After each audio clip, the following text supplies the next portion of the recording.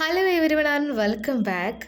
Succulents പ്ലാന്റ്സിൻ്റെ potting മിക്സിനെ കുറിച്ചാണ് ഇന്നത്തെ വീഡിയോയിൽ പറയുന്നത്. അതിൻ്റെ ഒരു കംപ്ലീറ്റ് കെയർ വീഡിയോ ആണ്. ഒത്തിരി പേര് നമ്മുടെ കയ്യിൽ നിന്ന് സക്കുലൻസ് പ്ലാന്റ്സും കാക്ടസും വാങ്ങിയിരുന്നു. അപ്പോൾ ഈ ഒരു വീഡിയോ ചെയ്യണമെന്ന് റിക്വസ്റ്റ് ചെയ്തിട്ടുണ്ടായിരുന്നു.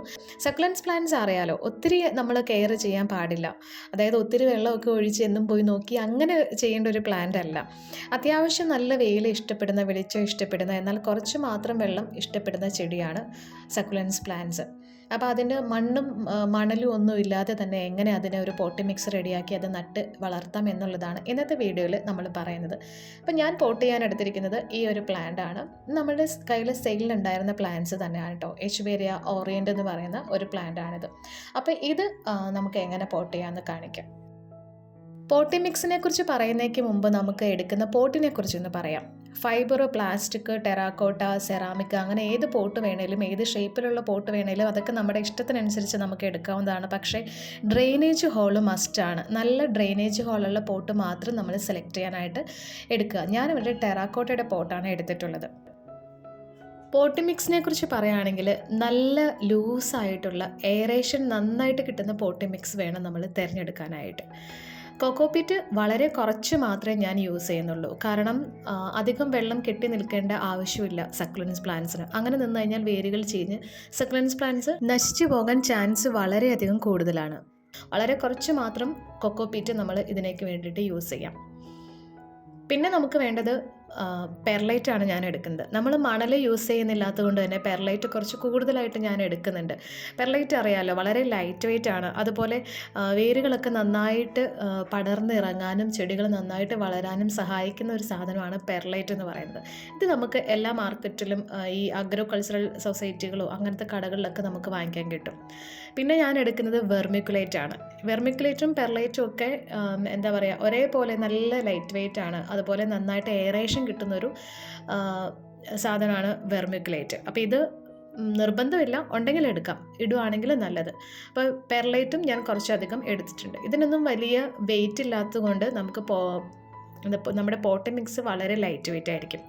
പിന്നെ ഞാൻ എടുക്കുന്നത് കുറച്ച് ചോക്കോ ചിപ്സ് ആണ്. ഇതിപ്പോൾ നമുക്ക് കടകളിലൊക്കെ വാങ്ങിക്കാൻ കിട്ടും, നഴ്സറികളിലും അതുപോലെ തന്നെ ഇങ്ങനത്തെ വളങ്ങളൊക്കെ മേടിക്കുന്ന ഷോപ്പിലോ അങ്ങനെയുള്ള ഷോപ്പുകളിലൊക്കെ നമുക്ക് ഇത് വാങ്ങിക്കാൻ കിട്ടും. നമ്മൾ വീട്ടിലുണ്ടാക്കുകയാണെങ്കിൽ അതിൻ്റെ കറയൊക്കെ കളഞ്ഞിട്ട് വേണം എടുക്കാനായിട്ട്. ഇതും കുറച്ച് ചേർത്തിട്ടുണ്ട്. പിന്നെ ഞാൻ എടുക്കുന്നത് ക്ലേ ബോൾസ് ആണ്.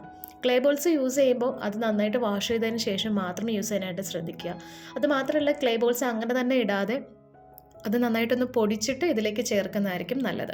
അല്ലെങ്കിൽ ഒരുപാട് വലിയ കട്ടകളായിട്ട് ഇങ്ങനെ കിടക്കും. അതും വളരെ കുറച്ച് മാത്രമേ ഞാൻ യൂസ് ചെയ്തിട്ടുള്ളൂ.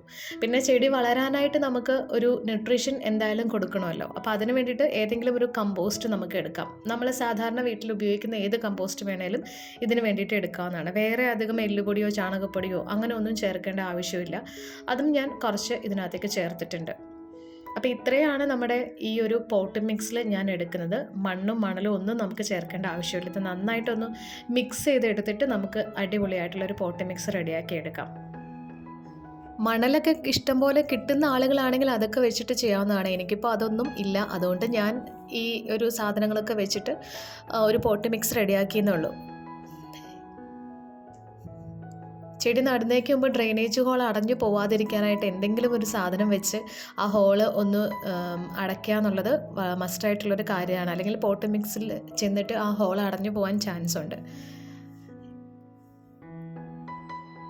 പോട്ട് മിക്സ് എല്ലാം അതിൻ്റെ വക്ക് വരെ നിറയ്ക്കാം. നമ്മൾ സാധാരണ ചെടികൾ നടുന്നത് പോലെ അല്ലാതെ വക്ക് വരെ പോട്ട് മിക്സ് നിറച്ചിട്ട് നമുക്ക് ചെടി നടാവുന്നതാണ്.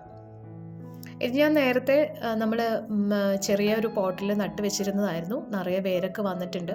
അതിൻ്റെ അടിയിൽ ചില ഉണങ്ങിയ ഇലകളൊക്കെ ഉണ്ടെങ്കിൽ അതെല്ലാം റിമൂവ് ചെയ്തിട്ട് വേണം നമ്മൾ ചെടി നടാനായിട്ട്. നമ്മുടെ കയ്യിൽ ഈ പ്ലാന്റ്സ് ഒക്കെ സെയിലിന് അവൈലബിൾ ആയിട്ടുണ്ട് കേട്ടോ. ഒരുപാട് സക്കുലൻസ് പ്ലാന്റ്സും അതുപോലെ തന്നെ കാക്ടസ് പ്ലാന്റ്സും അല്ലാത്ത ഇൻഡോർ പ്ലാന്റ്സും ഒക്കെ നമ്മുടെ കയ്യിൽ സെയിലിനുണ്ട്. അപ്പോൾ അതെല്ലാം അതിൻ്റെയൊക്കെ ഫോട്ടോസും പ്രൈസും ഒക്കെ ഞാൻ കാറ്റലോഗിൽ ആഡ് ചെയ്തിട്ടുണ്ട്, വാട്സപ്പ് കാറ്റലോഗിൽ. അതിൻ്റെ ലിങ്ക് ഞാൻ താഴെ ഡിസ്ക്രിപ്ഷനിൽ കൊടുത്തേക്കാം. ആർക്കെങ്കിലും ആവശ്യമുണ്ടെങ്കിൽ ഒന്ന് ചെക്ക് ചെയ്ത് നോക്കാവുന്നതാണ്. വാങ്ങിക്കാൻ താല്പര്യമുണ്ടെങ്കിൽ അവിടെ നിന്ന് കാർട്ട് ചെയ്ത് വാങ്ങിക്കാവുന്നതാണ്. പോട്ട് മിക്സ് എല്ലാം ഇട്ടതിന് ശേഷം ഒരു ബ്രഷ് വെച്ചിട്ട് അതിൻ്റെ സൈഡിലുള്ള എല്ലാ മണ്ണും അതുപോലെ എന്തെങ്കിലും സാധനങ്ങളൊക്കെ പൊടികളൊക്കെ ഉണ്ടെങ്കിൽ ഒന്ന് ബ്രഷ് ചെയ്ത് കൊടുക്കുന്നത് നല്ലതായിരിക്കും.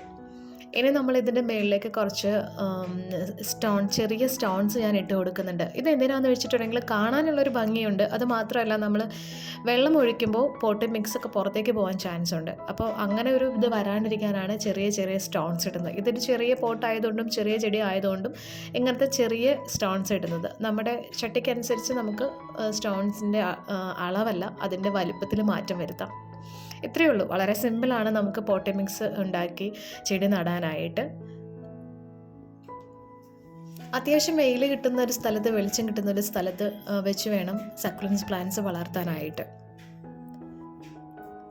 ഇനി ഇതിൻ്റെ വാട്ടറിങ്ങിനെ കുറിച്ച് പറയുകയാണെങ്കിൽ വളരെ കുറച്ച് മാത്രം വെള്ളം ഒഴിക്കേണ്ട, അല്ലെങ്കിൽ 2-3 ആഴ്ച ഒക്കെ കൂടുമ്പോൾ മാത്രം വെള്ളം ഒഴിക്കേണ്ട ഒരു ചെടിയാണ് സക്കുലൻസ് പ്ലാന്റ്സ്. കാരണം ഇവർ ഒരു തവണ വെള്ളം ഒഴിച്ചിട്ടുണ്ടെങ്കിൽ അതിൽ വെള്ളം സ്റ്റോർ ചെയ്ത് വെക്കും. ഇവർ നല്ല ഫ്ലഷി ആയിട്ടുള്ള ലീഫാണ്. ആ ഒരു ലീഫിൽ അവർ വെള്ളം സ്റ്റോർ ചെയ്ത് വെക്കും.